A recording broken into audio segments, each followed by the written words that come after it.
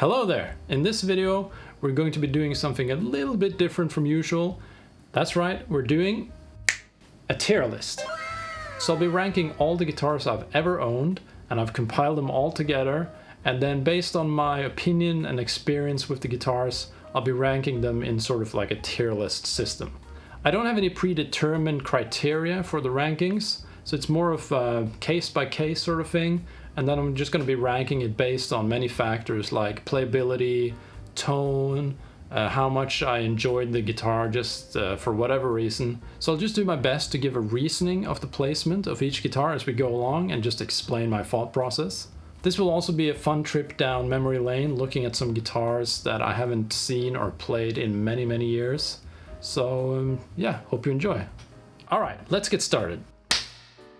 Okay, so here we are. We got our guitars ready to go down here, and then we have our tiers up here. So, first tier is Holy Grail tier. This is like the absolute highest.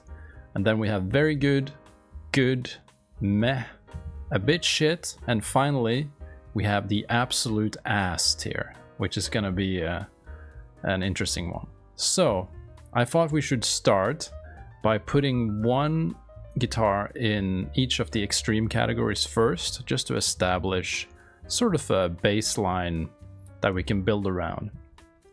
Okay, so we're gonna start with the Holy Grail. The first Holy Grail is the Ibanez J Custom that I had. This guitar is extremely good. It plays super nice, it feels extremely comfortable, and the quality is just like super high. I did sell it, but maybe I'll explain a little bit why later. But yeah, it's one of the most amazing guitars I've ever tried.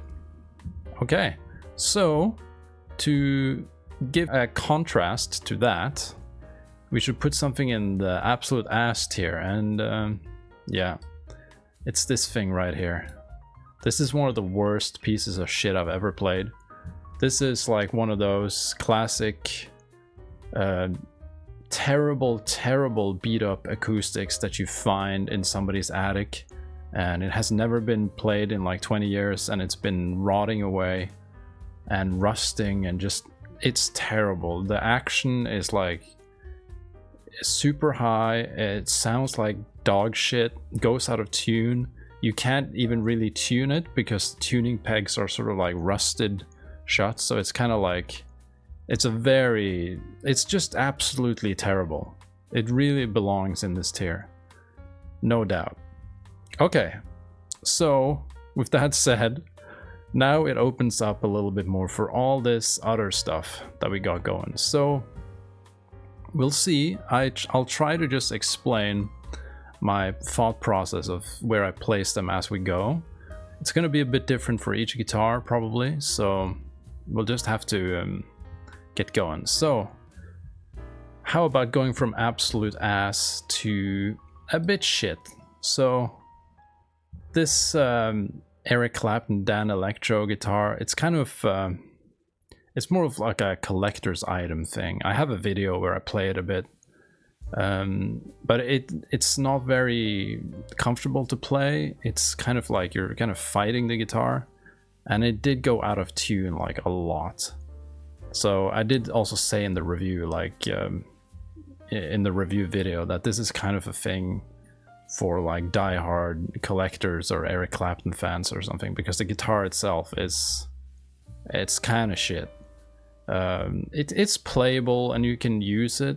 My conclusion was that it would be better to use it as a slide guitar to avoid the tuning issues when bending and stuff. But yeah, it's just not, it's not something. I only played it for the video, and then I just never used it again. It was kind of not really that good. Okay, let's go on a more positive note, maybe. Oof, there's some hard ones that I'm not sure where to put. Maybe one of my first guitars was a Gibson SG, and this is kind of the guitar that I learned to play on, basically. I had this for a long time, and I had like the lowest action you could possibly ever get on a guitar like that, and when people tried it, they were just like shocked at how low the action was. It was kind of nuts. But yeah, it was a very good guitar, and well, good or very good. I think I have a very fond memory of it, you know. I did still sell it, which may or may have not been a mistake, but it is kind of a special guitar for me.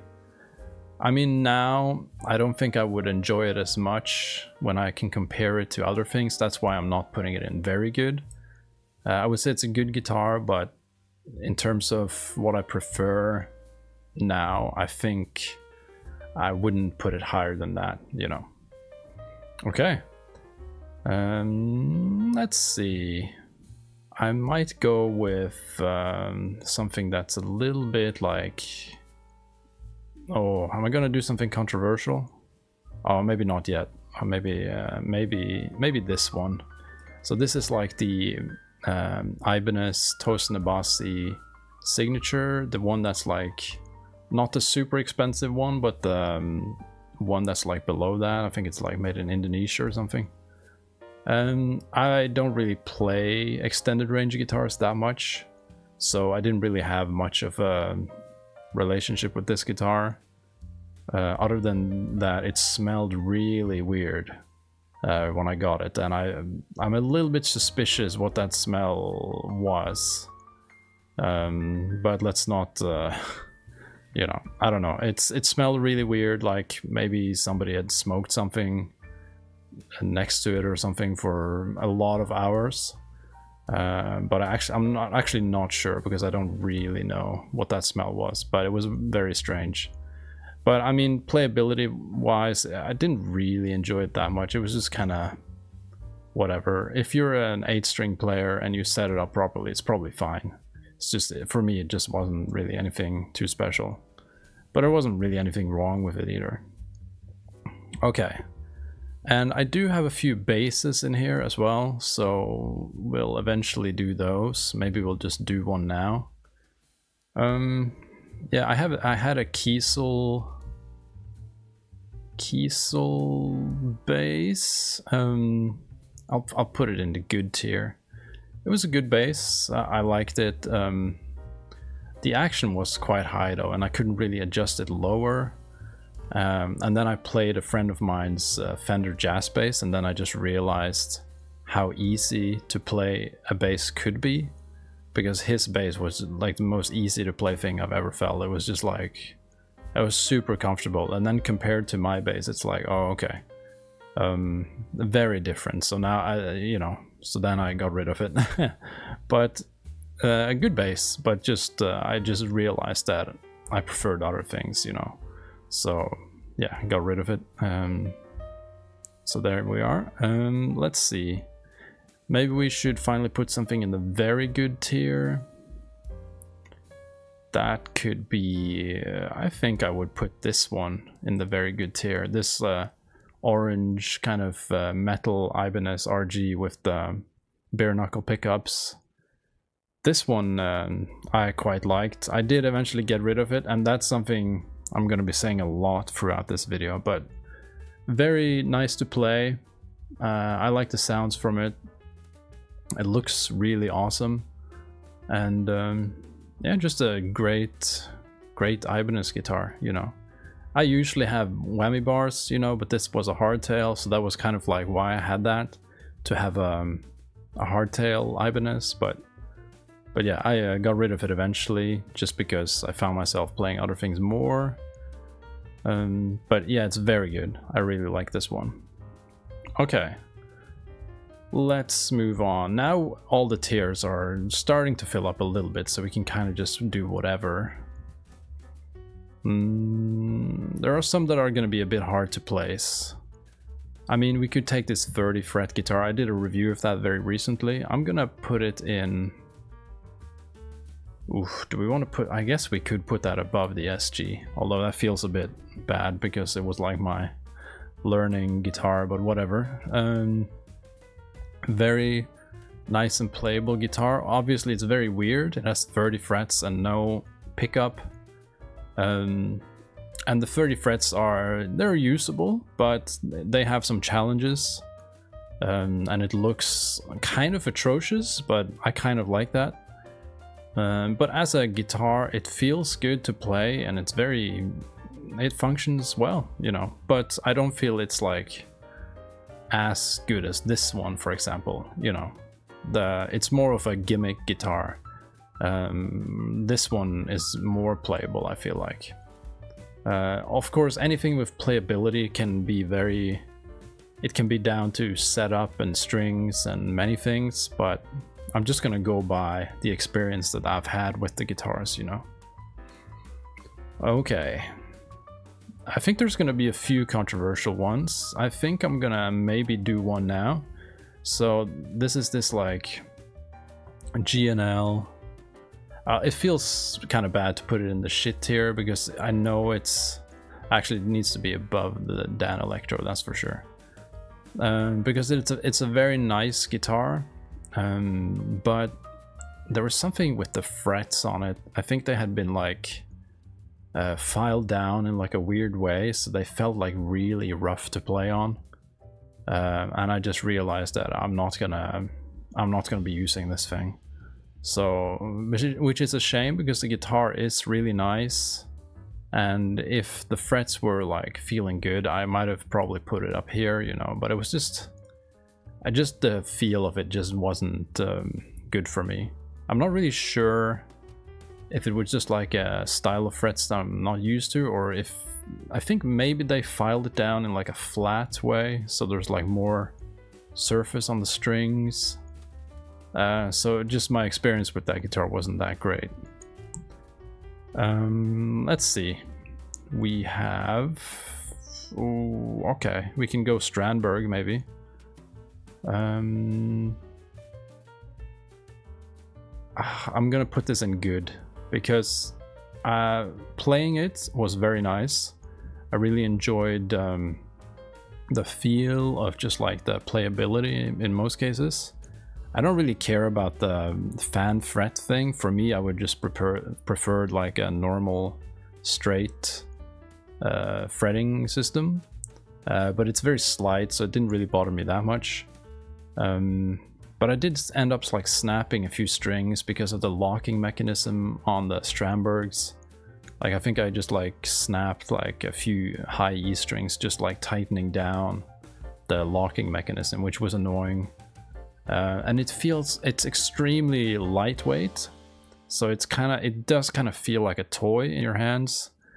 I don't know, like the weight thing is a bit weird because I like the ergonomics of not having a heavy guitar, but it feels like it doesn't like respond so much, like there's less resonance or whatever.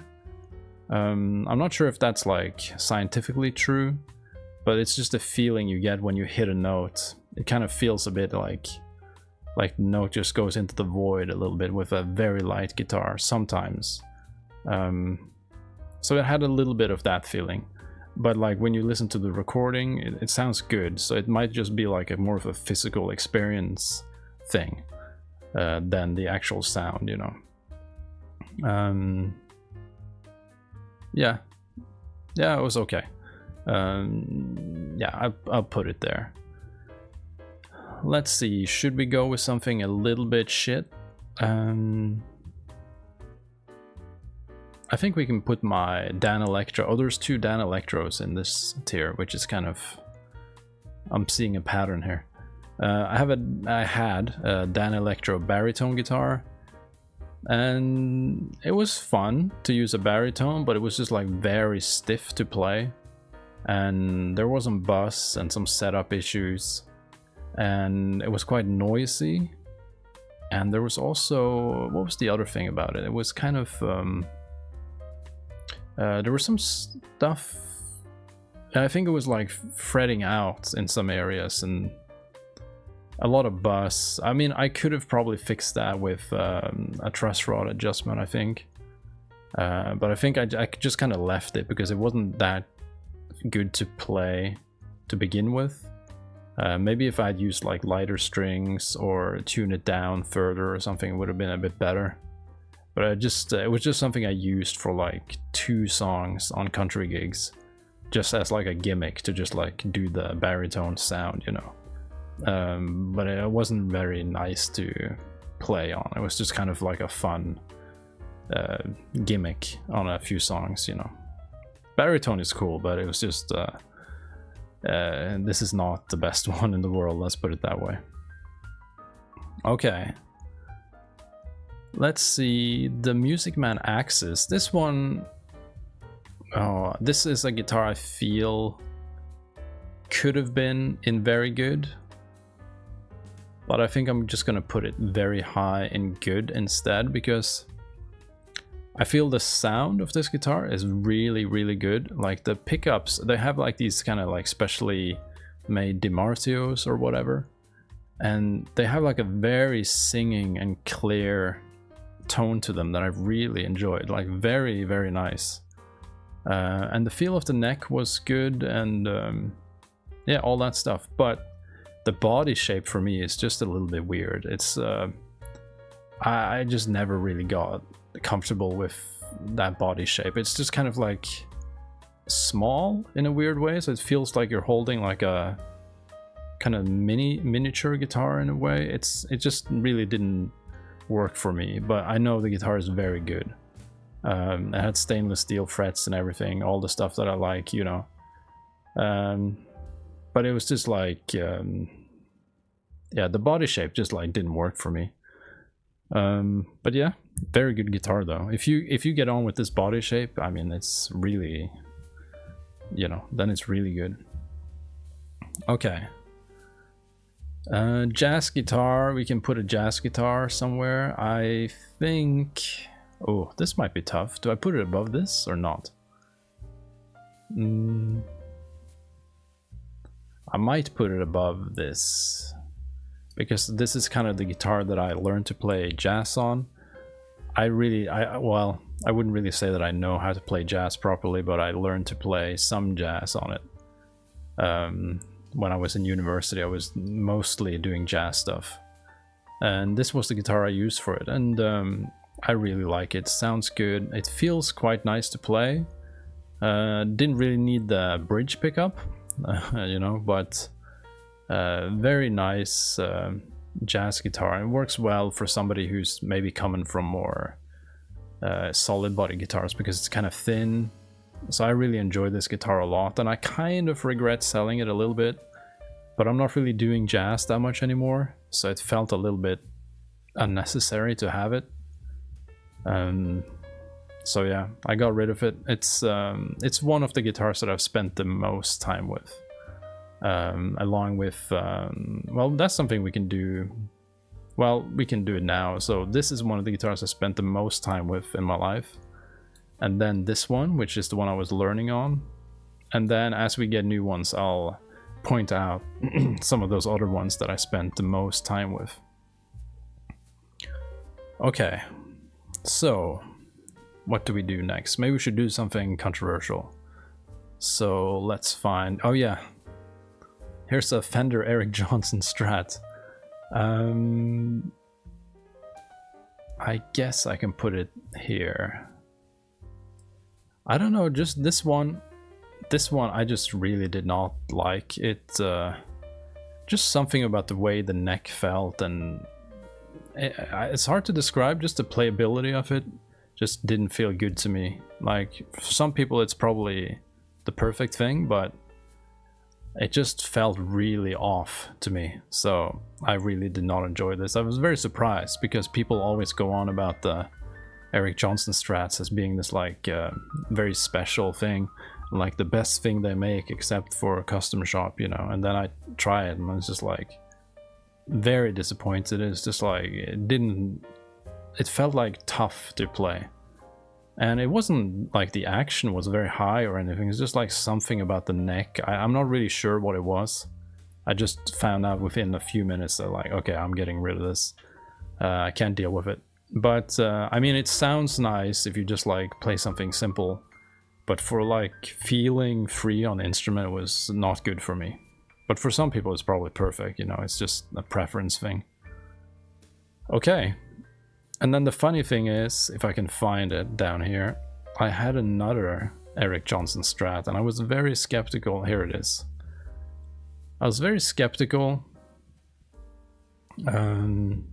about getting another one. I mean, I got it in a trade thing, so I got like a good deal anyway, so I just went for it.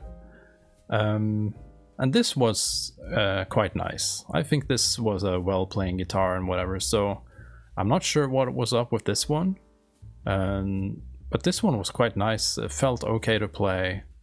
Not like a super shreddy guitar or anything, but just felt like a decent guitar to play. I might even put it above. I might put it above the Strandberg. Nah, I'm not sure actually. I'll put it there. And it's funny, I got this guitar in a trade, and the guy, like, I spoke to him on the phone, and he was like going on about how he had taken this guitar and put it inside like this vibration machine. Like, I don't know what sort of machine, like some sort of thing that just like shakes the shit out of things. So maybe it's like a, you know, a paint mixing machine, or I don't really know what sort of device he was using. But he was telling me the story about how he put the guitar body inside this like shaking machine and just shake the shit out of it. And he claimed that that was gonna like open up the wood and stuff.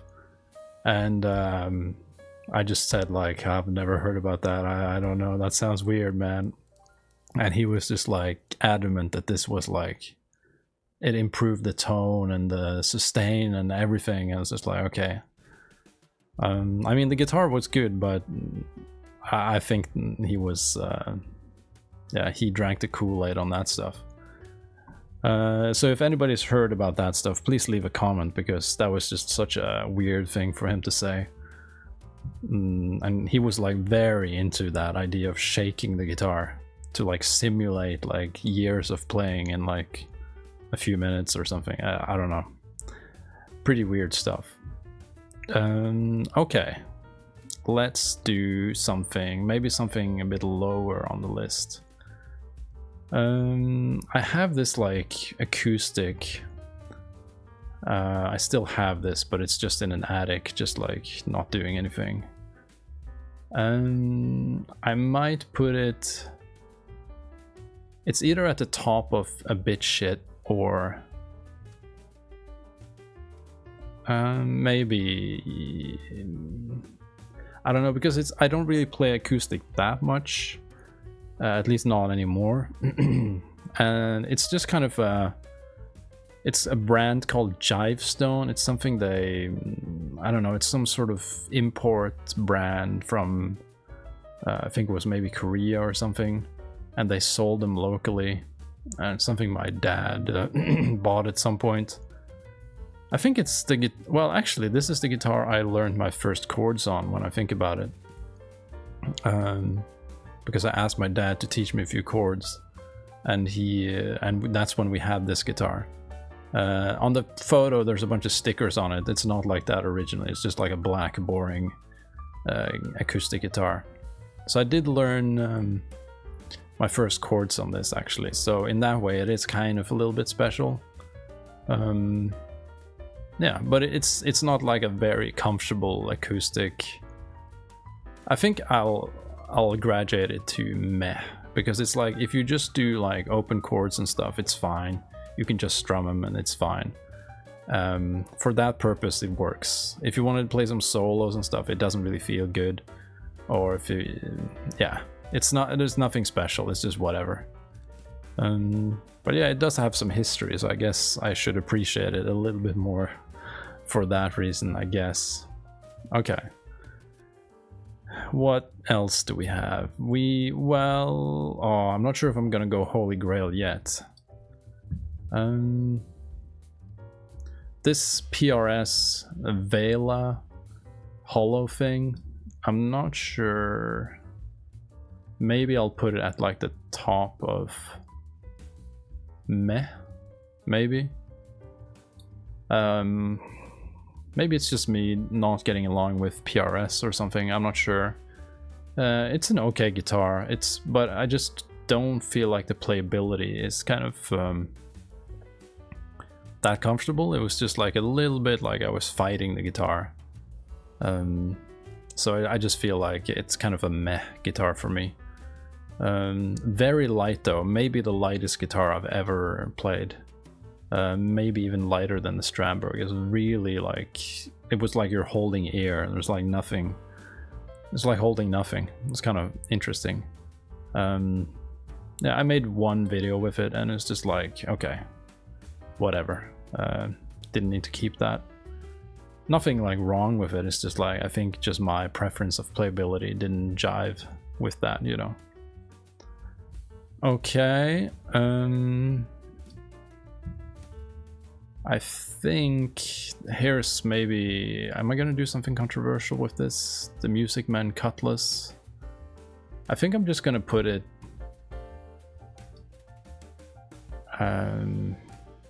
in meh, like maybe below that, because I kind of I got a pretty good deal on this, and I was looking for a sort of Strat guitar, and I know Music Man makes good guitars, so I thought, okay, a Music Man Strat. Got it, and wasn't really that good for me. But then again, actually with this one, I think the guy who had it before had some really heavy strings on it. And then I didn't really have that much time to play it for a while, so I just decided to put it up for sale before I changed the strings. So it's kind of a little bit lazy of me, but then I got a good deal on selling it, so it's like, okay, whatever, I'll just get rid of it. So I didn't change the strings. So maybe if I'd changed the strings, I would have put it higher, but it's just my experience of the guitar, that's what's gonna count. Because I know it's a quality guitar, it's just, yeah, that's just how it worked out, you know.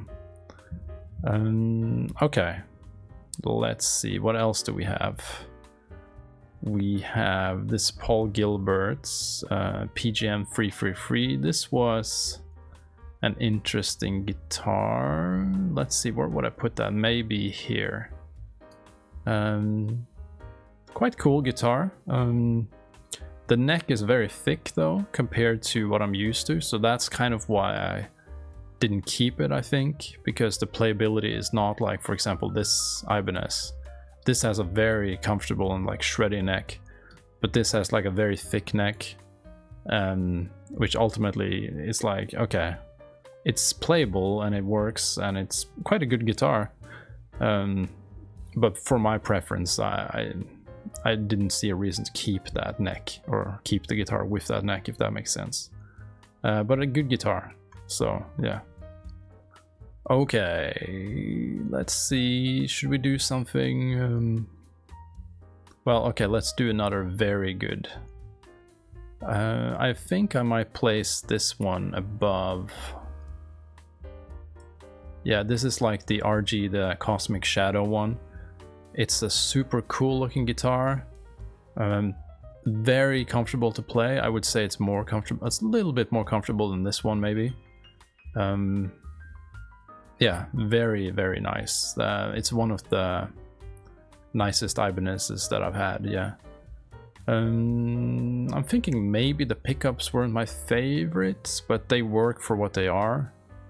Yeah, sometimes the whammy bar, there's like a screw that sometimes got a little bit loose in it, but eventually I figured out how to tighten it up, so it didn't really bother me anymore. What else? The inlays on these modern RGs are a little bit annoying to me because they kind of go only on the sort of top side of the neck, and sometimes when you're like shredding up in the high area, it's like, I don't know, I just lose a little bit sight of them. So that's one of my pet peeves with these guitars, that they put those inlays up there for some reason. But that's like a minor thing. It usually doesn't cause a problem, but sometimes I notice like I got a little bit lost in the heat of the moment because of that inlay thing. But that's very nitpicky, of course. Okay. Let's go with... here's like another acoustic. I think I would put this... This is like bordering on absolute ass, actually. Oh, it's tempting to put it down here, but I think I'll just put it there. I just remember we got this, somebody had this acoustic guitar, we just went and picked it up because it was like super cheap. And I recognized the brand, it's like a Seagull. Actually, I don't remember if I picked it up or...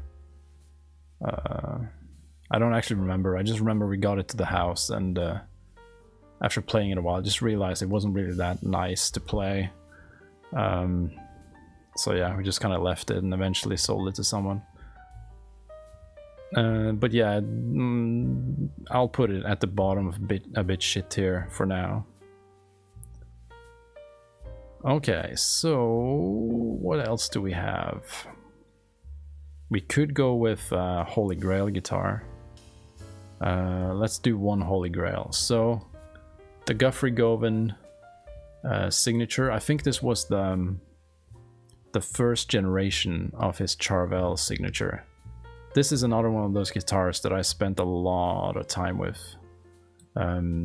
This was also a big part of my sort of playing after, I guess, during the like university era or whatever. This is sort of the electric guitar that I used all the time.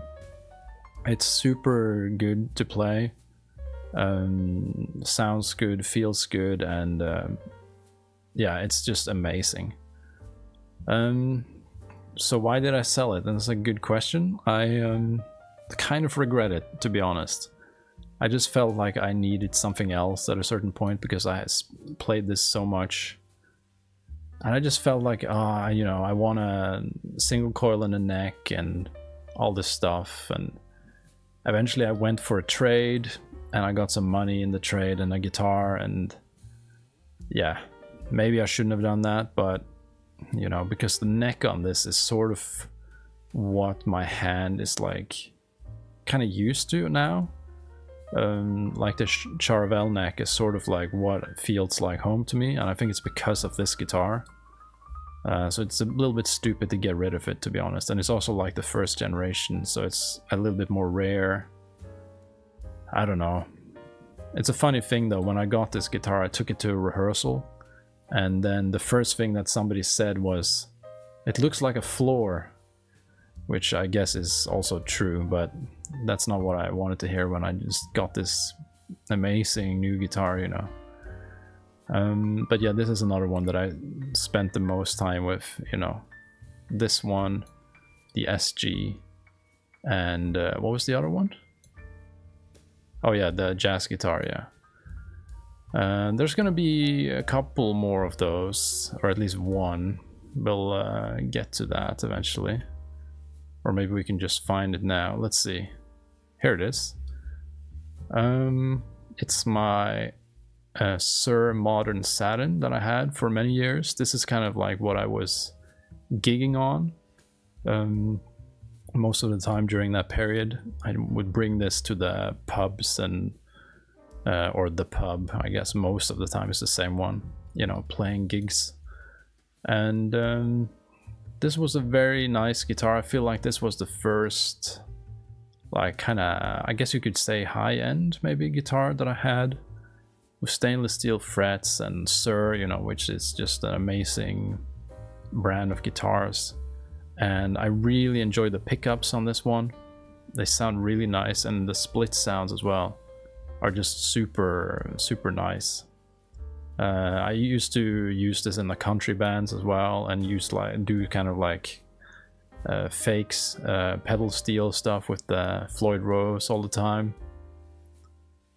So this guitar is kind of one of maybe the guitar that has done the most gigs out of everything on the list. I think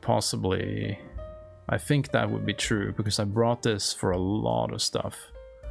And I used to kind of keep it in the area that I was gigging more while I was at university. So when I would travel back to do gigs, I would just use this instead of bringing this with me. So even if I was playing this mostly, this was the gig guitar, sort of. Very good guitar. But I feel like when I had this, it's kind of like this kind of becomes a little bit obsolete in a way, and instead of just having it lying around, I could just make some money from it. So yeah, I sold it. Okay, but yeah, that's one of those guitars. Spent a lot of time with that one, and it's been through a lot of weird gigs and circumstances, but it held up really nicely. It's only had a couple of small problems with it, like the volume knob at some point, and then well, actually I think that was the only thing with it. The volume knob at some point needed a repair. Okay, so where do we go from there? We might go with I mean, I got this like Jackson 8-string and sort of like, because this guy, he couldn't really afford to buy a guitar, so he said like, can I give you this Jackson 8-string as like a instead of money sort of thing. So I only took this guitar because I knew I was gonna sell it, sort of, just to make up for the money. I played it a little bit and was just like, okay, I'm not gonna use this, you know. It didn't feel like terrible, but it's just yeah, very unremarkable, and I just sold it to somebody to get the money that the guy couldn't pay me. And speaking of that deal, the deal that I made was my Carvin DC800 8-string. So this guy wanted to buy that, and that's when he traded the Jackson in plus some money. This is a very nice guitar. I'm a little bit, I think I might put it above the Music Man. Very nice quality. It's the only problem is I don't really do the 8-string thing much, so I didn't really get to use it much, which is kind of sad, but very nice quality, and I really liked it. It's just when I'm not using that 8-string, it's a little bit silly to just have it lying around. So yeah, I got rid of it. It had this like beautiful zebra wood fingerboard and everything. Yeah, very nice, but you know, I got rid of it. So I want to treat it with some respect. I put it in the good tier. I mean, I think it would be okay to put it in very good. I'll put it in good because I didn't really end up using it that much, so I feel like that represents that. I can't put it in very good, although it is very good. I don't know. It's going here. Let's move on. We could do another acoustic. My Taylor, for some reason, this is the picture I chose to use this. I've used this on some gigs here and there, and just for acoustic stuff. I think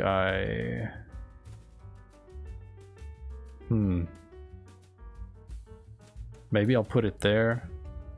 It's alright. It's you know, for like strumming and stuff, it feels good. I don't really use it much for like solo type stuff.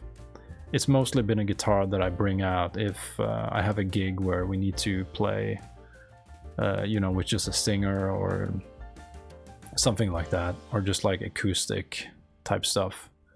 It's been on a fair amount of gigs, like wedding gigs and like small events and stuff like that. Just kind of smaller events where it's kind of acoustic, you know. Yeah, but I don't play acoustic that much, so I wouldn't say that I spent that much time with it, you know. Okay. Maybe we can go to this. So there are some basses in here. I'm not sure if, have you done a bass yet? But anyway, here's a bass. So this is like a Warwick fretless Corvette. I used this to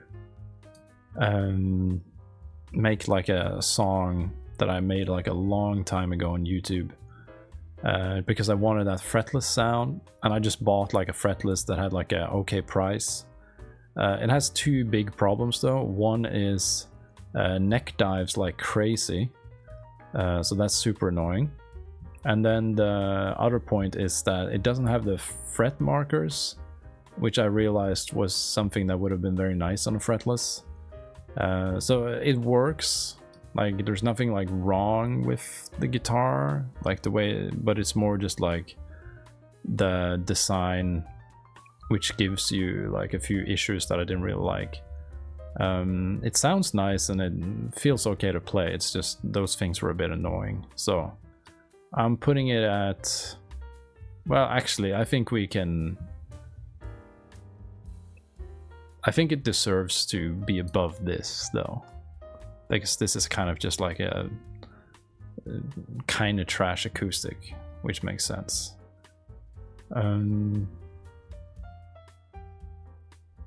Maybe,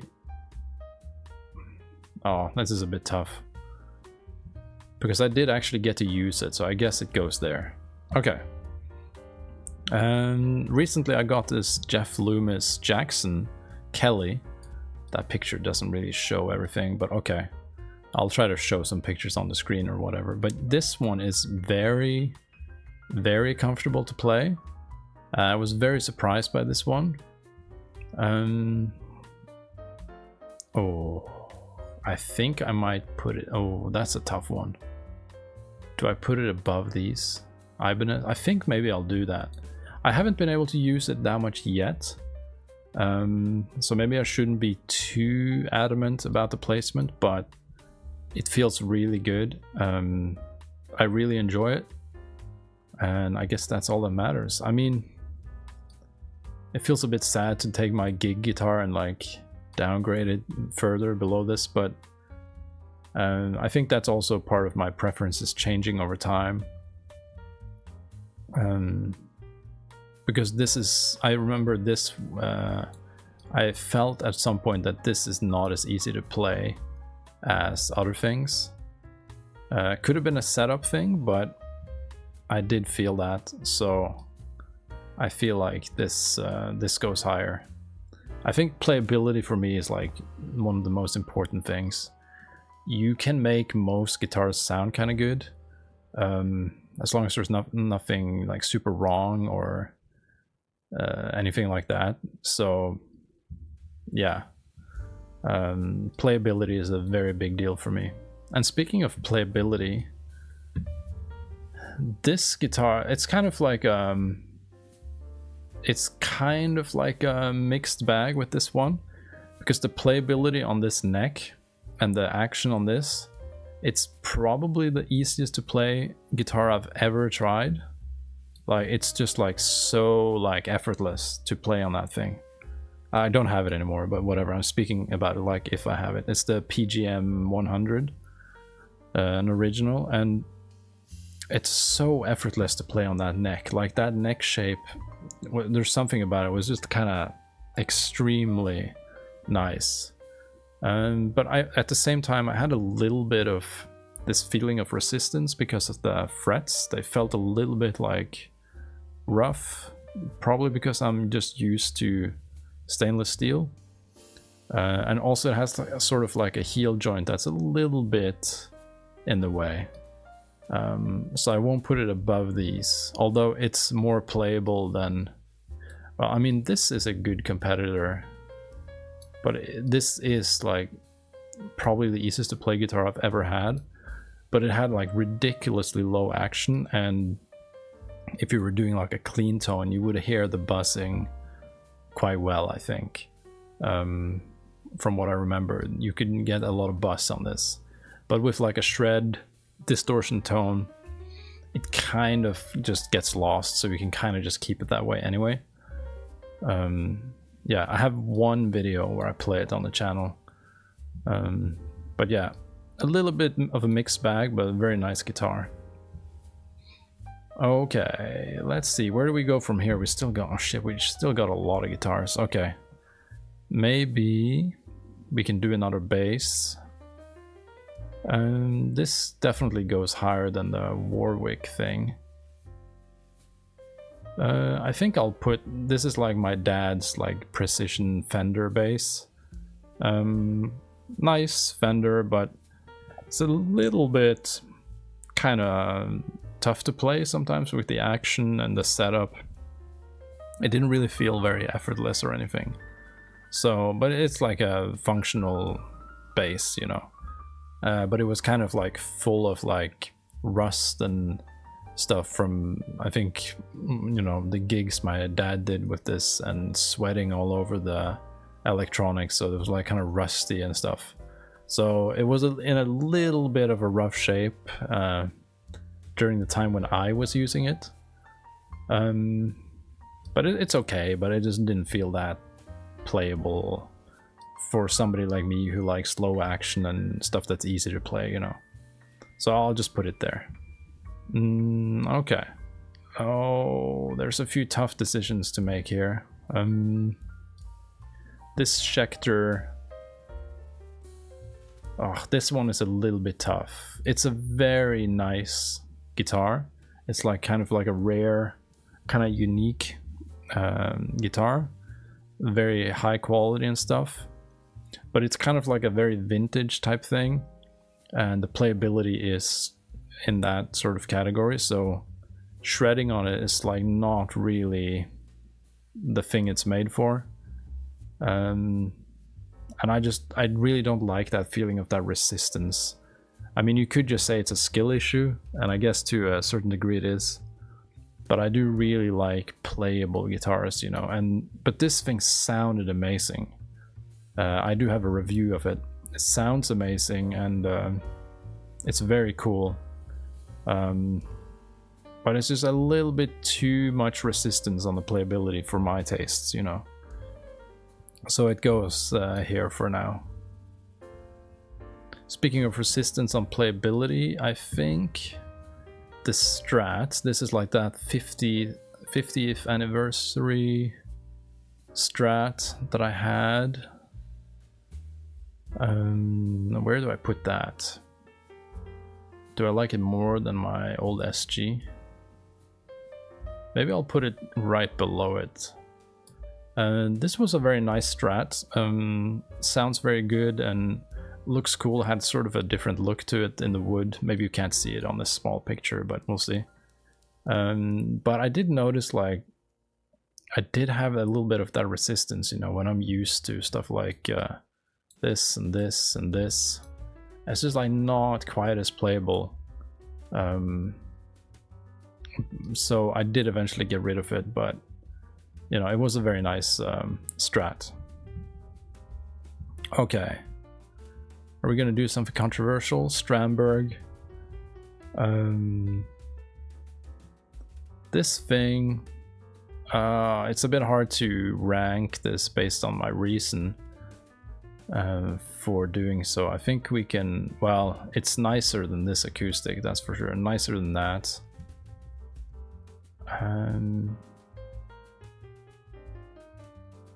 Okay, I'll put it here. So this is a nice guitar. It sounded nice and it was decent to play, but it had this like very sharp edge where your arm rests, and unfortunately I have a little bit of a problem with my arm, so that really did not work well for me. So I had to get rid of it because I just couldn't. It was just making my arm problem worse and worse. So I just basically can't play that thing. I do have some solutions for that stuff now, but I didn't back then. So yeah, I just had to get rid of it. Okay. We still have a lot of guitars. Okay. The Mayones. I think I could maybe put that in. This is a tough one because I know that the Mayones is an extremely like high quality guitar. It just like oozes craftsmanship and this stuff. but it just like for me and my hands or whatever, it never felt like what I would go for. I might put it above the... Yeah, I might put it here.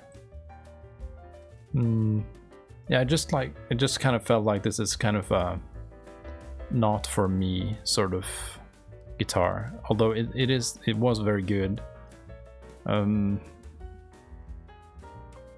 Yeah, I think I can stand by that. I'll put it there. I'm a little bit worried about this Taylor. If I should... No, I think I can keep it there. Okay. Okay, we are moving on. Here we have... well... This almost deserves to go in the absolute ass thing.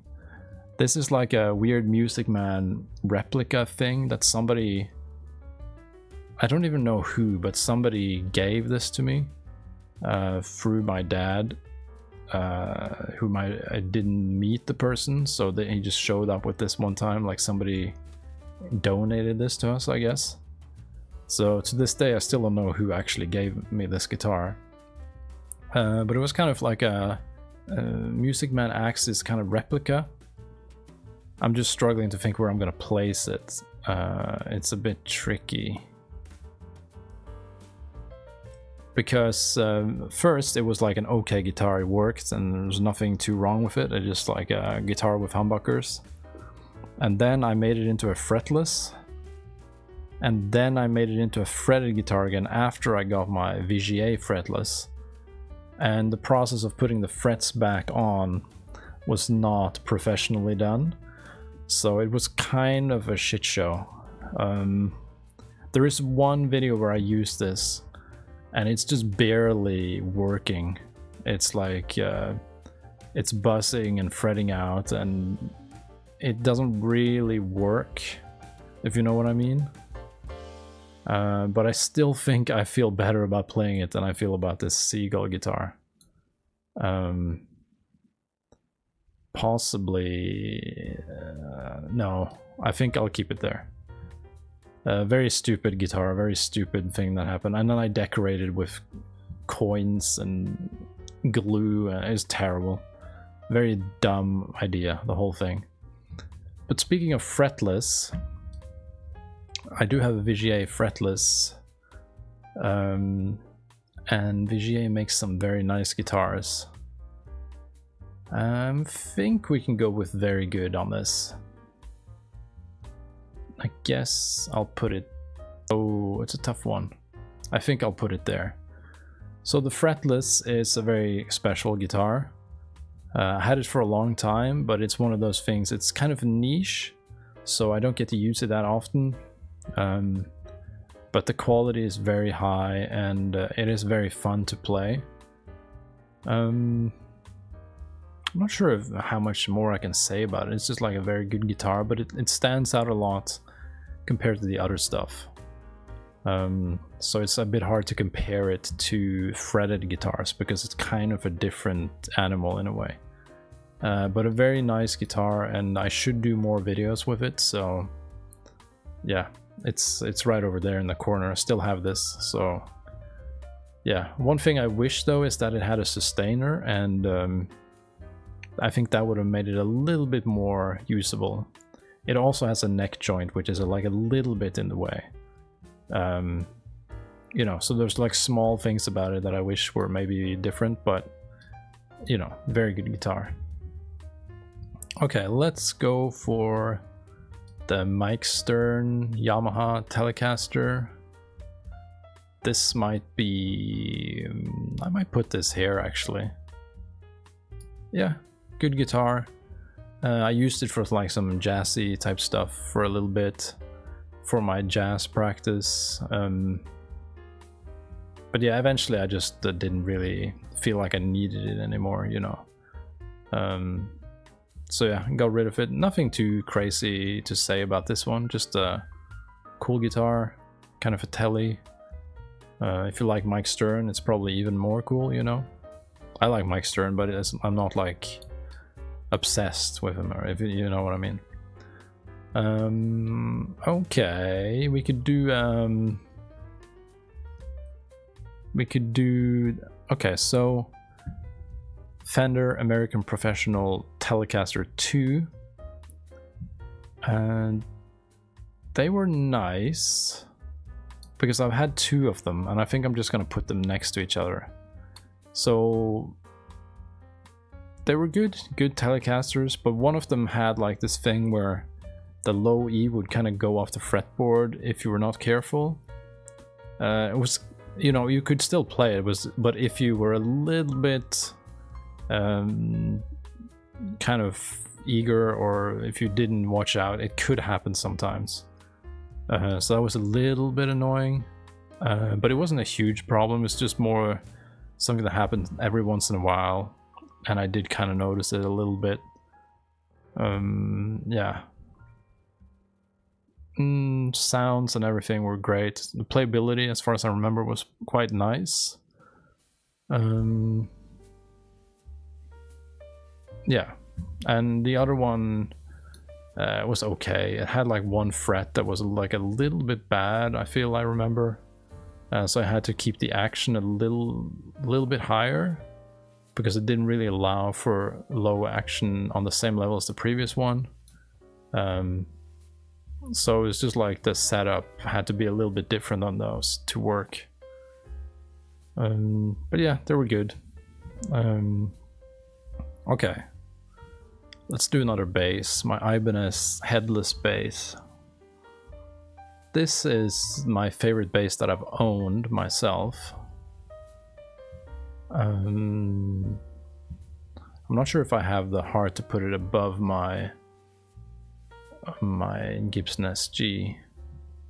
I think I can keep it here. I like this bass quite a lot. It feels good to play, and I'm not like very picky about bass sounds because I'm not a bass player usually, but I think it sounds good. I only have a few nitpicks, and that's the fret markers are kind of in a stupid spot, and they're also in a kind of bad color because it like blends into the wood so much that it's a bit tricky to see them, and then it's at this like stupid angle so that your low B string kind of covers exactly over the fret marker. So I put some stickers on this one just to get rid of that problem. So it looks kind of stupid now, but yeah, I had to do that. I've used this on some bass gigs, and yeah, I quite like it. It's pretty good. We do have... Oof, I might put this one in absolute ass. I'm not sure.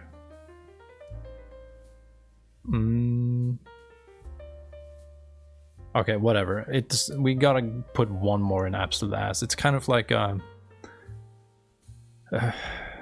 don't know, because when I first got it and I played it, it sounded very nice. I had like a very nice clean tone, but it's just like not very playable, and it's set up with kind of like a very high nut, because this is like some guy I know who built it, and kind of like donated it, I guess, or I'm like permanently borrowing it, kind of.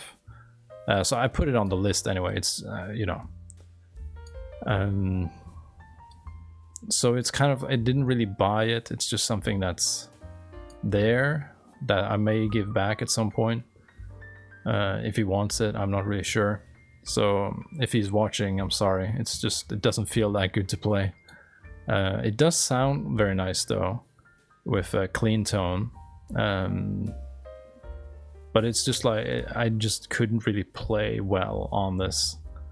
So yeah, I mean, I could put it here, but it's just, you know, we have the absolute ass tier and we have to put more than one thing in there. But this is like the absolutist of all the ass, this one right here. But yeah, I think it's made of like some Warmoth parts, but they're kind of put together a little bit like willy-nilly, and and there were some problems with adjusting the action on it, and the neck has like some weird like damages on it, I think. So it's not really that great. Okay, let's see another. Well, we can do, this is my first guitar that I owned myself. I think I can put this, it's hard to say because I had this so long ago. It's very hard for me to place this based on playability and stuff. But I did spend a lot of time with this. But I feel like maybe it wasn't that good. I remember the action was at some point becoming sort of a problem. But that was, I had just been playing for like 1 or 2 years, so I had no idea what I was doing. So I think maybe the truss rod or something happened, and I didn't know that I should even do anything about that. So the setup kind of deteriorated over time, I think. But I mean, I played on it, I learned a lot on it. So in the early days, I spent a lot of time on this. But then eventually, I think within 2 years, I think I upgraded to the SG. And that's sort of when I went like really, really hard on the practicing. Kind of fun to look back on that, like the BC Rich, and it had like a neck through thing and like some sort of limited edition model. But you know, I had to kind of graduate from that eventually. Let's see, actually after the SG, I got this like Jackson V guitar with only a bridge pickup because I saw it in a store, and then, you know, all I cared about was how cool it looked. I think based on, I think I can place it here. Good guitar. I did have some problems with the setup with this. Kind of the same thing as the previous thing. I didn't really know yet what was causing it and what to do. But I did quite enjoy it for most of the time until eventually I felt a little bit like it got difficult to play. It kind of sounds like I just like sell them when they're, you know, when they need a setup. But back in the day, I was just I was a little bit over it, and I felt like I didn't want to just have one pickup on a guitar, you know. And also a V guitar is a little bit like different when you're sitting down, so, you know, whatever. Got rid of it. Okay, what is this guitar? I don't even know what this is. Oh, I know what this is. Okay, yeah, now I know. This is the Ibanez LM1, like the Luca Mantovani signature guitar. I think I used this for 2 videos, and then that was kind of it. It was good, but I just like never really got on with the neck of the Ibanez AC that much. And also I feel like the pickups in this one were a little bit sterile, if that makes sense. Like I didn't really feel like I got like a very distinct Strat sound. Of course you got a single coil sound, but didn't really get that super crispy, clanky thing that you're thinking of when you're thinking a Strat. It was like the Seymour Duncan Fortuna pickups, so I wasn't really a big fan of that. Also, the tuning was a little bit shaky sometimes, so yeah. It's a good guitar, but I just feel like the Ibanez AC necks are not really what I want, you know. Speaking of Ibanez AC necks, I do have this thing, which I think has the same neck profile. I can tolerate it on this one though, because it's like a very convenient and nice little... actually, I think this goes... This might actually go up here. Yeah, I think I actually will put it here. It's like the Ibanez Q headless guitar. It's actually very kind of nice and comfortable. The only thing is, like, it does have the AC neck, so it's a little bit, it's not uncomfortable, it's just like a little bit like I would have preferred if it was more like this or this, you know. But it's a perfectly playable guitar, and I have used it on a few gigs here and there. It's very convenient to just bring it along. It's very small, easy to carry. It has a lot of tonal options and stuff. So I think this is cool. It has stainless steel frets and everything. So this is a nice thing to have, especially if you're traveling and if you just want to bring like a light luggage with you for guitar stuff. So yeah, I'll put it up there actually. Okay, let's go with another Strat. This is like a G&L Strat.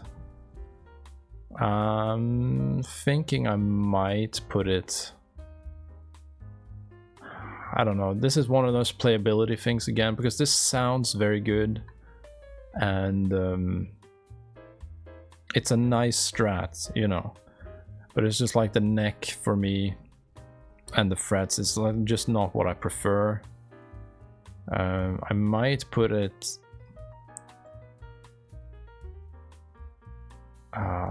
I'm a little bit conflicted on this one. I might just put it here.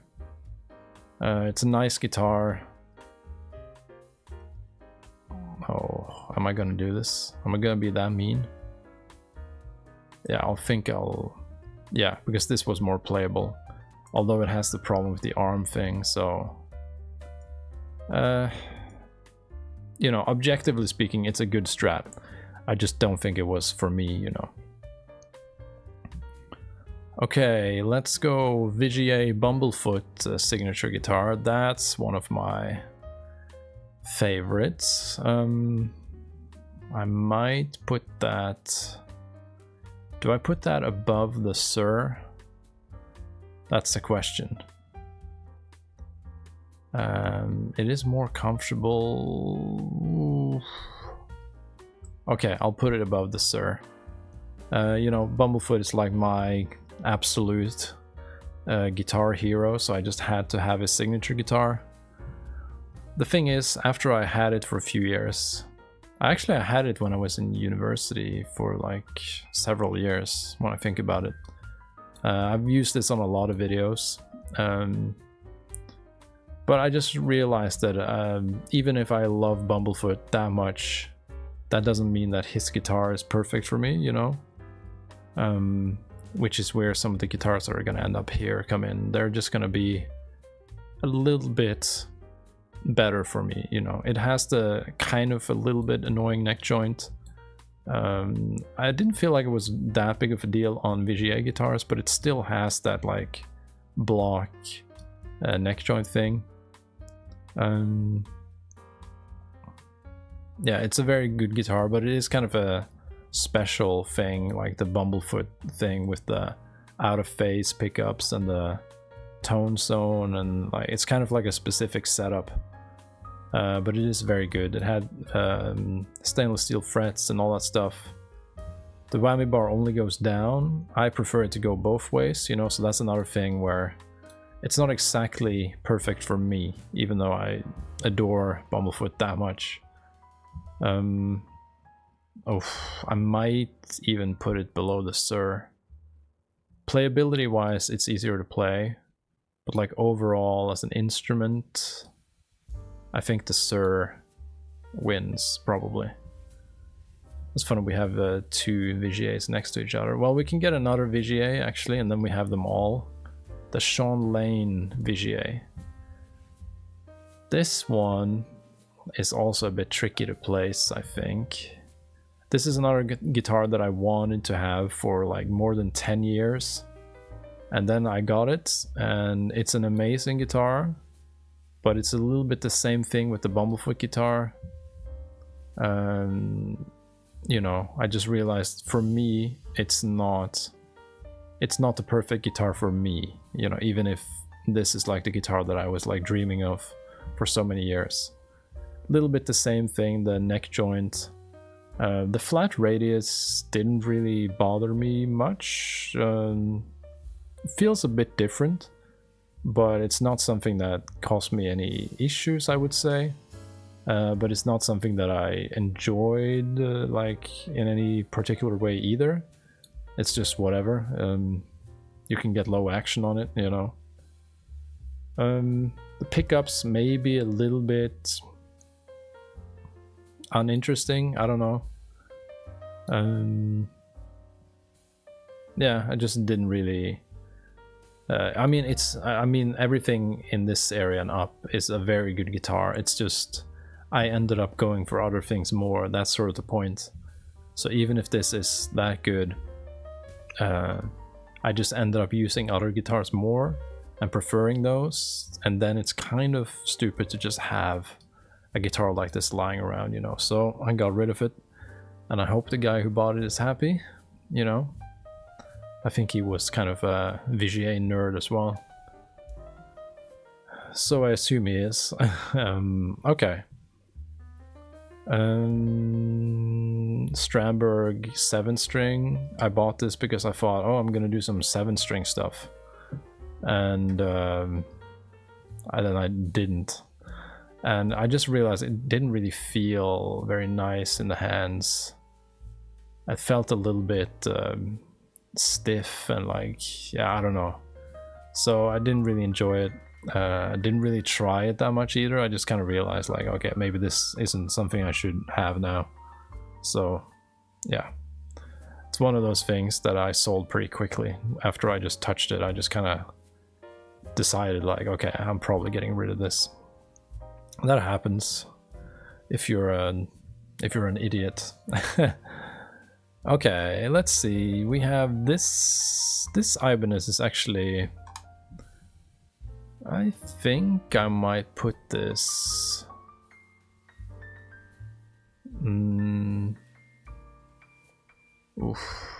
I think maybe I'm gonna put it in very good. It's a premium Ibanez, but it's like a limited edition RG. It has stainless steel frets, and it was just very nice to play, and yeah, I liked it. It did have sometimes a little bit of an issue with the trem going out of tune, but I think I recall that I fixed it. It was just like a small thing that I think maybe I just wasn't tightening the nut enough, or there was something I adjusted a little bit to kind of fix it. But just playability wise, it was like very, very nice. So I really enjoyed this one. I might even... I don't think I'm gonna put it above this, because this is just insanely playable. So yeah. Okay, where do we go next? Fender American Professional 2 Stratocaster. I really like this guitar. I think I might put it... Oof, it feels bad to put it above a VGA, but this was a very, very usable and nice sounding and playable Stratocaster. I really enjoyed this. I kind of wish I didn't sell it. I used it for 2 videos, I think. Very nice. Yeah, I kind of regret selling it. So yeah, that's one of those. Let's see, speaking of Stratocasters, I had an American Deluxe back in like before the university times. I think I'll put this maybe below some of this stuff.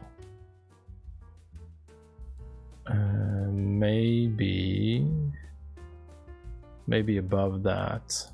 So after I got the SG and spent a lot of time learning on that, at some point I wanted you know, single coils, and then I went to Bergen and I went into the shop and I tried this one, And yeah, I bought this one. They brought me another one that wasn't like tested in the store, but I liked the one that was hanging on the rack more, so I actually bought the one that was like demoed.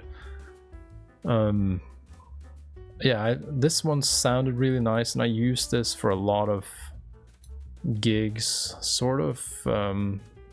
Actually, I think I used this in the period before the Suhr. I think that's how it was. I got the SG, then I went and did a bunch of stuff, and then I came back to sort of finally start gigging, because this was more like a learning guitar. And then I got this and started gigging, and then I did that for a few, who knows, maybe a year or 2 years before I got the Suhr guitar that I then became the gig guitar, sort of. So I did spend quite a bit of time with this one, but once I got this, it, you know, I didn't feel like I needed it anymore. It was not as playable as the SG or the Suhr, you know. So yeah, that's it. I think I'll put it in this. Oh, I mean, I did use it for a lot of gigs, so it feels kind of silly to not put it a little bit higher. But this is a better Strat, I know that. Actually, I think I'll put it here. It had a humbucker in the bridge, and the noiseless pickups, and the S1 switch and all that stuff. It was quite nice. So I think I'll put it there comfortably. What about this Tim Henson Ibanez? This is I think I'll put that maybe here. I used this on a few country gigs, kind of funnily enough. I like this guitar, it feels good and everything, but it has one annoying problem, and that's the neck finish or the wood, or there's something about the way they make the neck on this. It becomes really sticky, especially if it's like summer. So it becomes just like kind of uncomfortable to play on. It's like your hand just kind of like feels like it's stuck in this like greasy, sweaty, annoying way. But the guitar, I really enjoyed the pickups actually. All that stuff, I thought it was pretty nice, but the neck just like wasn't nice when it got like sticky like that. Sorry. So I got rid of it. Okay, let's do something controversial. Here's a Mayones guitar. They're known for being extremely high quality, but this one just didn't really jive with me that well. I think I'll put it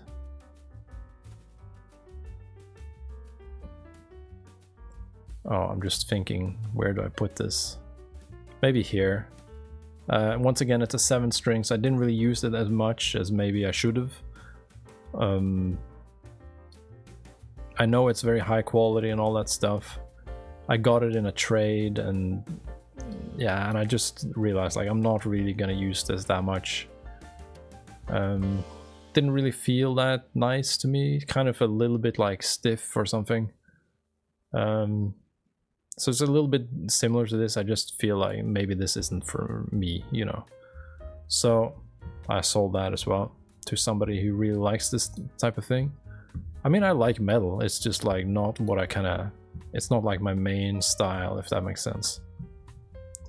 Ibanez Roadstar 2, that's kind of like an old Strat. Maybe it goes at the... Did I like that more than the Schecter? Probably not. It was like, okay, good. Maybe I'll put it in meh. Just kind of like a okay Strat. Not super easy to play or anything, but it like works for what it is. I used it to play like some slide on it and did like a George Harrison cover and some stuff. Yeah, kind of nothing too crazy about that. Okay, Kiesel Tim Miller guitar. This was supposed to be my like new jazz guitar, and it is quite nice. And it's a very good guitar. but it's just, I don't know, at a certain point, it's kind of like the whole jazz thing. I'm not really playing jazz that much anymore. And I just kind of realized, like, you don't even need like a semi-acoustic to do it. You can kind of just use a solid body anyway. Although maybe you wouldn't use this or this, you know, but I feel like maybe it was a bit unnecessary to get this. I made some videos with it. It's a very nice guitar. But in the end, I didn't really feel like I was using this enough, so I got rid of that too. This is one of the rare times when I lost money on a guitar, so that's kind of that's what I remember this one for. Every other thing, mostly I made money on, or at least broke even, mostly. But this one I did lose a bit, so that's annoying. Speaking of money, this is one of my favorite Ibanez's, and I bought it for like what would amount to like 300 USD. It has like stainless steel frets added to it. I think actually I want to put it all the way up here. It's like an older model from, I think it's the 90s or something. It's like super pink, almost like glowing pink. It has a neck that's very similar to this, although slightly different, but it's just super comfortable to play. The only thing I would say about it is maybe the sustain is it has a little bit of a sustain problem, I feel. On like bent notes and like above the 12th fret, like I can feel that it doesn't ring out as freely as some other guitars. And the whammy bar system is like a little bit, it's a bit old, so I feel like it's a little bit kind of janky.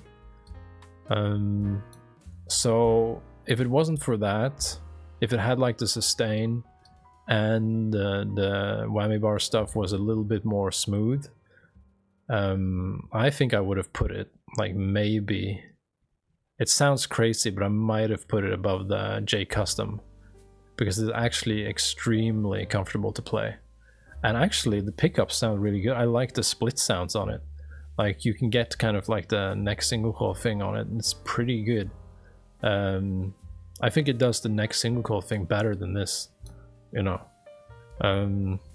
So yeah, but it's a little bit janky with the whammy bar, and to a certain degree I feel like there is a sustain thing happening, but one of the most comfortable necks I've ever played. Yeah, I have a few videos with this that you can check out if you want. And speaking of Ibanez, I have another RG that I enjoyed quite a lot. I think I could put this here. Yeah, this guitar is like beautiful and it feels very nice to play. In the end, I did get rid of this too because I think it was because of this actually. I just felt like this was a nicer playing sort of version of this.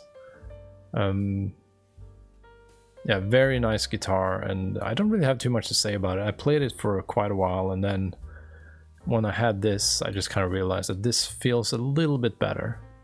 And then instead of having both this and this, I got rid of this. Very nice guitar though. Okay, we can do more Ibanez. There's a lot of Ibanez. The gem, the regular gem, I feel like I could place that maybe. Does it go above the tellies or not?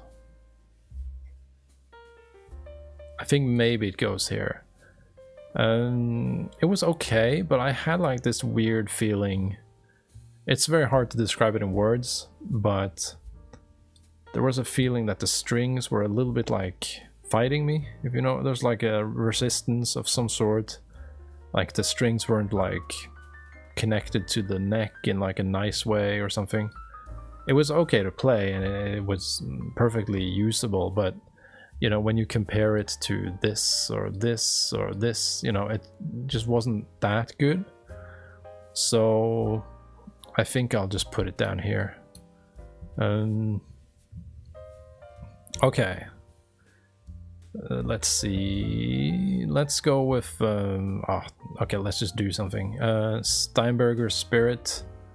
It's a bit of a meh guitar. It's nice for traveling and stuff.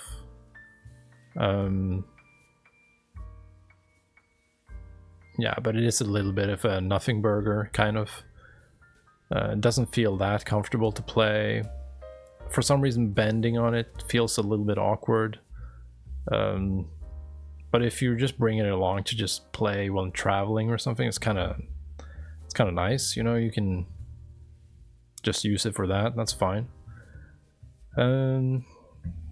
Okay, Tom Quayle signature Ibanez #1 TQM1. I liked it more than the Luca Mantovani guitar, and I liked it more than this and probably that. I might put it below. Oof, it's a tough one, putting it below this Strat maybe. Because I think it comes down to that Ibanez AC neck that's like not exactly my favorite. It's just something about it that doesn't feel that comfortable to me. I'm not sure why. It's just a little bit annoying, and also it did have a little bit of an issue with tuning sometimes with the non-locking tremolo unit. So it was a bit annoying to deal with sometimes. But it sounds very good, and usually it works really well. It just had a little bit of issues sometimes. I think I fixed some of it at the end though. I don't remember exactly. I think there's like some screws you have to tighten or something in the bridge. I don't remember exactly what I did, but I think it was better at the end. But at the same time, the neck thing was not exactly my favorite, so I got rid of it. This is what I got when I traded away my Holy Grail Guthrie Govan guitar. I got this plus some money because I felt like I needed like the single coil in the neck and something different. And now I think maybe I regret it, but what's done is done. Okay, another Ibanez. This is a premium Ibanez, which actually I'm gonna put higher than. So this is funny. This is a prestige Ibanez AC, and this is a premium AC. And for some reason, this one to me felt nicer and sounded nicer. I just enjoyed this one much more. So I think I might put that here actually. Very nice. I liked it. Reminds me a little bit of the Suhr Guthrie Govan signature, you know. I feel like it's very inspired by that. RG550 Genesis. That's a good guitar. The neck joint annoys me though, you know, so it's a little bit. I might put it here. Good, comfortable guitar. Yeah, I don't have. It's kind of like the standard RG, you know. But yeah, the neck joint annoys me a bit, and I do feel like some of the necks up here are more playable, so it goes there. Okay, my dad's old Jivestone bass. It's that old, like, same brand as this, like the Korean import thing. I would say that's like a, I don't know, it's just some random bass. I'm not really a bassist normally, so it's kind of hard for me to say. It's lower than the Warwick, I think, so but I mean it worked, functioned, you know, so I think I'll put it here. I didn't use this much, it was mostly him that used it on gigs and stuff, but sometimes I practiced on it and I think I recorded, maybe, I don't know, but it was just okay, just like whatever. Speaking of bass, a Squire Bass 6, that's kind of an interesting instrument. I never got to use it that much though, but it's kind of cool. I did use it and it was fun to play around with, but I didn't really get to produce anything with it, if that meant, didn't make a video or anything. But it is kind of a cool thing to mess around with. Should have maybe done more, but yeah, for now it's a little bit in the meh category. This Ibanez TAM10 guitar, I thought this was like okay. It's like a very cheap one, but for what it is, it's pretty okay. Like, you have different pickup options, kind of like a Tele mixed with some stuff. Playability was okay. I kind of feel comfortable putting it here. There's this Ibanez, I don't remember the name because it's like just a bunch of numbers and words, letters. I remember this was a little bit, had a little bit of resistance to it, but it was a good, like, it was a decent like RG style thing.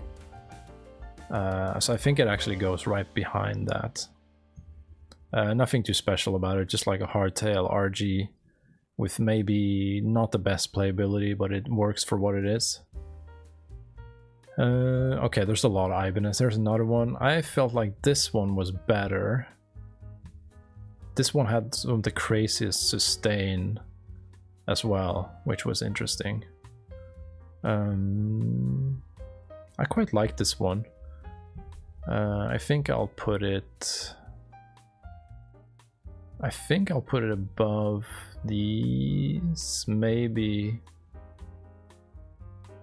it stops here. Yeah, I remember it sounded nice, and sustain was kind of crazy on this one.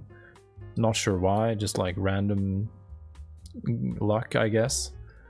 Quite playable, looks cool. So yeah, I like this one. But I do feel, well, actually, the Tim Henson guitar had that annoying... does it go above the gem? I think maybe it does. Yeah, I think so. Okay. We have another Ibanez. This is another RG550 Genesis. This one is not as... This had a little bit the same problem that the Gem has. Feels a bit like the strings aren't really playing on your team, if that makes any sense. I did use it for a gig once and it was okay, but I did mess up more than usual. I felt like it was because of the playability just wasn't really helping me out. A good setup could probably fix it, you know, but I'll put it in the meh category. This is kind of a weird one because a guy gave me this guitar in exchange for lessons, and then I just told him, yeah, just let me know when you're free and we'll do the lesson. And I still haven't heard from him. So he just never got back to me, and he just never, I don't know. It's kind of weird. So maybe one day I just have to give this back to him, or maybe one day I just have to give him that lesson. It's kind of a weird story, but whatever. Okay, we have a few things left here, so now we can probably start guessing what's gonna go in the Holy Grail tier. I can reveal that we have at least one. We'll think about it. Let's do another bass, because bass is boring. A Line 6 Variax bass. It's kind of a silly thing. I think I'll put it a little bit above the old Jivestone bass, but it had like a weird like emulation system and all this stuff. It wasn't really It's fine. It's just like if you need somebody to play boom boom boom, you can do it on this, you know, but it's nothing crazy. Okay. This is well, this one is not really being shown properly, but it's a new Charvel 7-string that recently got announced. And I got it, played it a little bit, and I just realized once again, do I really need a 7-string? And then the answer was kind of no. And also it has the go-to without the locking nut. And I don't know, I just had like some tuning issues in the past with things without the locking nut, and on a 7-string I just imagine it's going to be more of an issue. So I just returned this. Actually, this is one of the few guitars that I bought new on this list. And I'm just waiting for Thoman to process the refund now. So I'm sorry, Thoman, I made a purchase and I want a refund, you know. I returned it, but I don't do that a lot. I think this is one of the only times I think it's the only time I've done it with a guitar, actually. But the guitar is nice. It's just, I don't think it's something I need. So it was kind of a stupid purchase in the, you know, to just make that at all. But I realized it's a nice guitar and I liked the neck and everything. So I might just put it like around this area. Maybe, yeah, stainless steel frets and all that stuff, that's good. Maybe I'll put it above. I'll put it there. Yeah, because it's a nice guitar. It's just not something that I was gonna use. So it goes there. Okay. Okay, I'm almost out of voice, but we're almost out of guitars too, so that's good. Ibanez John Scofield guitar. This one is quite nice, but it's not as good as the Pat Metheny guitar, that's for sure. I think I'll put this maybe... I used this for one of the most fun gigs I've ever had. But the Pat Metheny guitar sounds much nicer. And this feels a little bit like... It feels a little bit dead when you hit the strings. It feels like it resonates more in this guitar. And with this, it feels a little bit more like just a heavy, solid body, kind of. So I felt like I didn't really get much of a response when I hit like a note on a clean tone. So yeah, got rid of that too. I traded this for this plus a bunch of money. So yeah, there's a lot of like stuff like that, trading this for that and this for that and whatever. Okay, this Charvel wildcard number 4. Cool guitar. Had this recently. After I changed the setup, it was nicer, but I didn't really get along with it that well. It's kind of a cool guitar, but I did end up not really enjoying it that much. I think I'd get along much better with the modern Charvels, and this is a little bit older. So yeah, I got rid of that. Very interesting guitar, kind of like a rare thing. Yeah. Okay, let's see. This is a guitar I've only had for a little bit, and it's actually a guitar you can see right here. It's right behind me right now. So this is one of the ones that I still have. Jackson Pro Plus Series Soloist SLA 3Q something something. I do quite like this. The only thing is I want to change the action probably. If I get the action to where I like it a bit more, I might end up in this area. For now it's good. I like it, but I think it could be a little bit better if I get the action going the way I want it, you know. So for now it's here. Okay, the Godan, whatever. Grand Concert nylon string. This is quite a nice instrument. I think I would put it above my Taylor. It's not something I use that much, but I do like it and I should use it more. The only thing is, like, certain chord shapes are a little bit uncomfortable for me, maybe because of like the classical radius or whatever. I noticed that when I did the Morrowind theme on this guitar, there's like one section where it's like a huge bar chord and it's just like, doesn't really feel that good. Like, I could do it a lot nicer on electric. So I am kind of considering exchanging this for like one of those like Ibanez nylons that are a little bit more for the electric plebs like me, you know. But it is a nice guitar, sounds good, and mostly feels good to play, you know. Yeah. Okay, we're left with some of my favorite guitars now. We can go with the Kiesel Johnny Highland.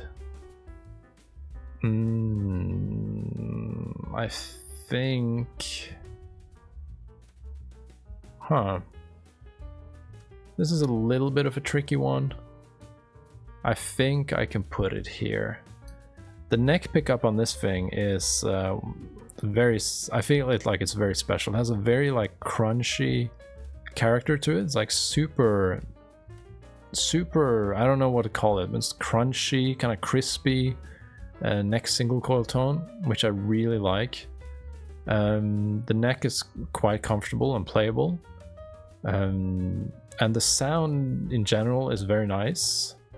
It's extremely lightweight, which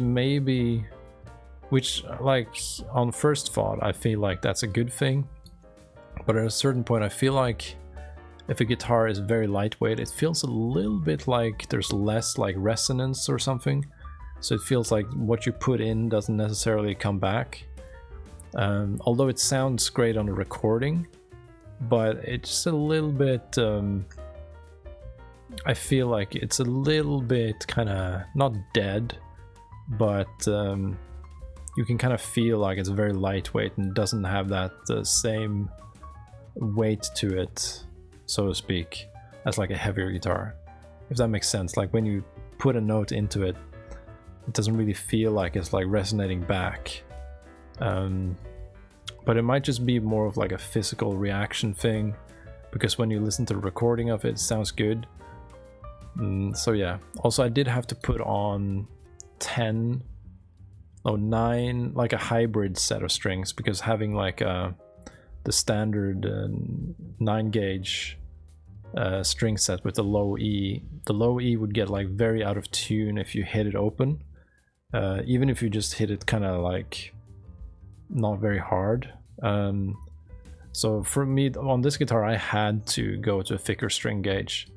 But now it's pretty good. So, but yeah, it's a very good guitar, very playable, stainless steel frets, great sounds.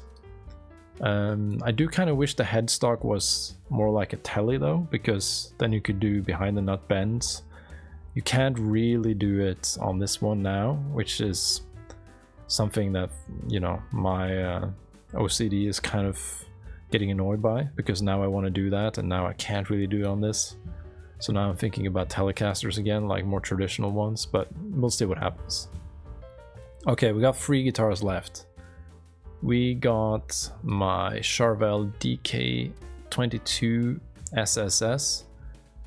And this is a guitar. Oh, it's hard to place this one. I might put it just a... Oof, the Suhr was very good.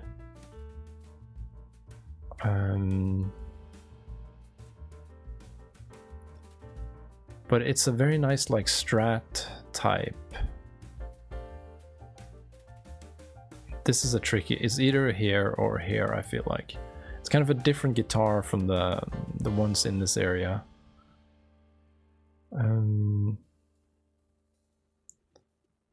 Okay, maybe Oh, it's tough. It's also a little bit of a recency bias because I have this now and I'm using this a lot and I really enjoy it.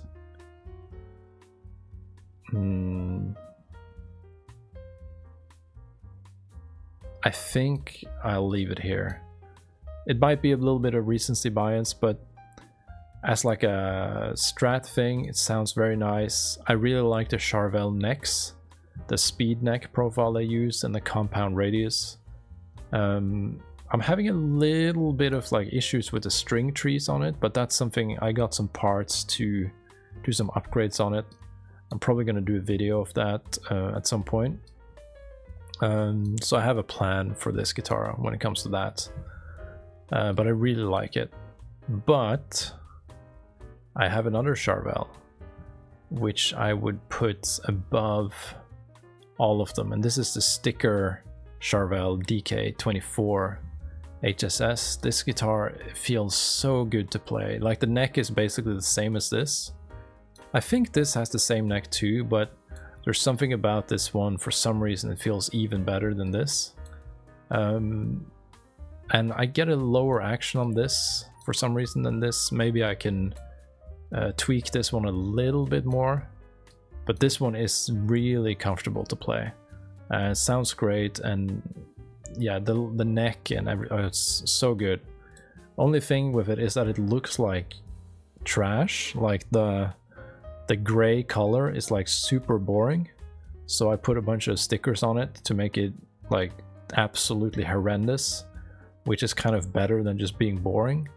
So yeah, but this guitar, if this had stainless steel frets, and maybe if it had like a locking nut and a Floyd or something instead of the Goto thing, I think I would have put it maybe here above the J Custom, possibly. Maybe actually if it had stainless steel frets and locking thing, I could have actually put it above the Guthrie guitar as well. It is really good.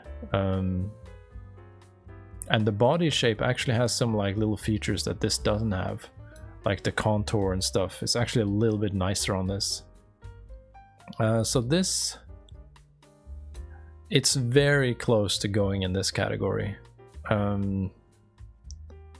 It's actually kind of like I'm thinking about just putting it here. Oh goddamn, should I do it?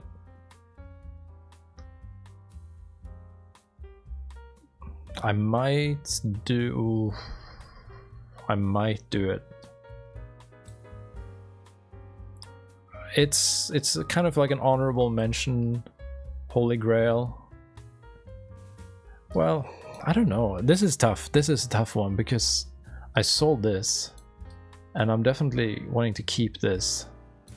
I realized that this is like a higher quality instrument, but based on my enjoyment of it, I kind of prefer this. But it doesn't have some of the specs. You know what, I think maybe it's fair. Although it is kind of silly because it's kind of like a cheaper Charvel.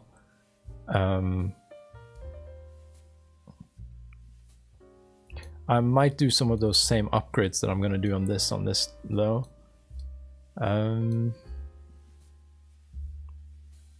It feels a little bit dirty putting this like silly sticker guitar above this, but I really like the neck on it that much.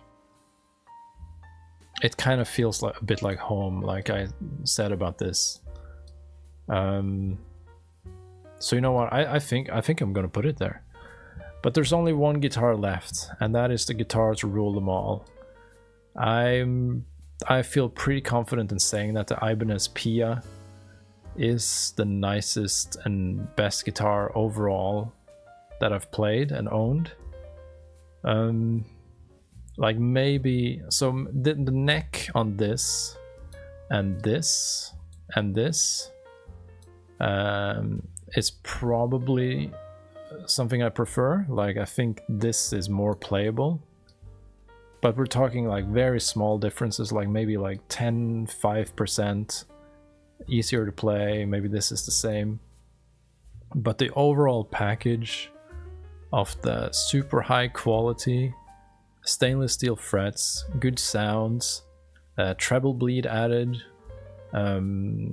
stable tuning, and it is very playable. And then what's the other thing? The scalloped frets or fretboard on the upper frets. I actually really enjoy that. It actually helps a lot with tapping and stuff.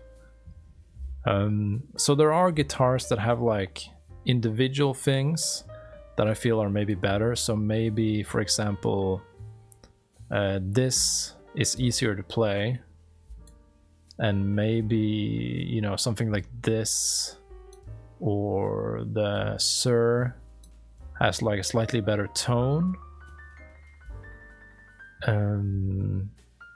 But like the overall package of the Pia is very, very good.